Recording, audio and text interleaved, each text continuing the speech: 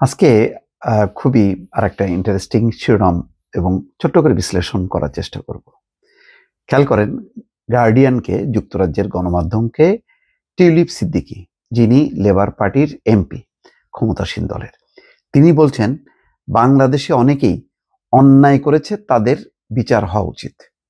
আমার প্রশ্ন, যদি ধরে নেওয়া যায় টিউলিপের কথা অনুযায়ী তার মা শেখ রেহেনা তিনি বাংলাদেশের, তার খালা শেখ হাসিনা তিনি বাংলাদেশের, এবং তার আরো যারা অন্যান্য, এই পুতুল হোক, জয় হোক, সবাই তো ক্ষমতার সাথে জড়িত ছিল, ক্ষমতার ব্যবহার করেছে।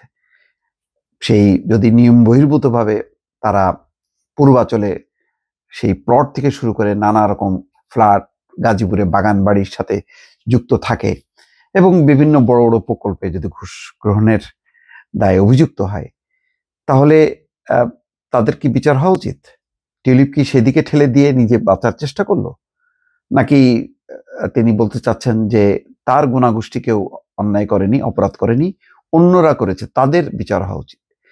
একটা কি ছোট্ট করে এমন একটা টিপস দিল যে ইউনূস সরকারকে, যে তোমরা আমার মা খালাদেরকে বিচার করার অসুবিধা নেই, কিন্তু আমাকে কেন? আমি তো ব্রিটিশ এমপি, আমি নিরপরাধ। টিউলিপ সিদ্দিক কি নিজে বাঁচার জন্য এখন মা খালাদের ফাঁসাতে চাইছেন?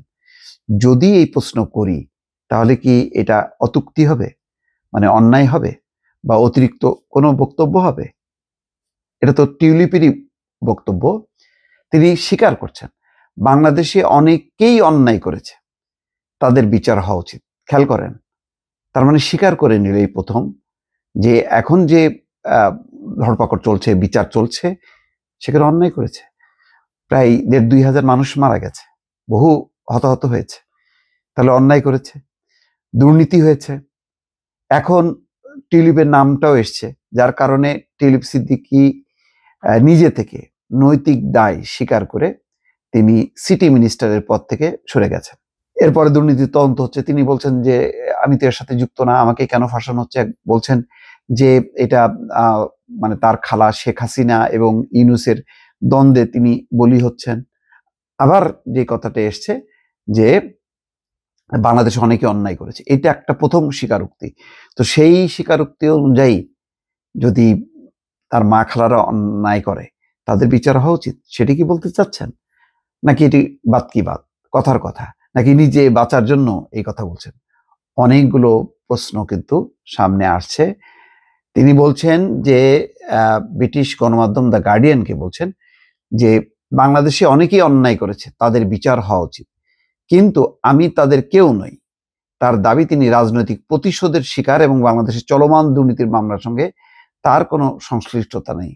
১১ই আগস্ট ঢাকার একটি বিশেষ আদালতে টিউলিপ সহ আরো ২০ জনের বিরুদ্ধে মামলার শুনানি হওয়ার কথা রয়েছে।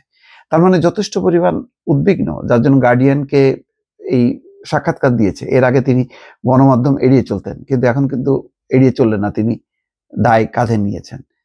খুবই ইঙ্গিতপূর্ণ টিউলিপের এই পরিবর্তন, বা তার বক্তব্যের যেই গতি প্রকৃতি পরিবর্তন, সেটাও বিশ্লেষণ করার প্রয়োজন আছে। ভালো থাকবেন। আল্লাহ হাফেজ।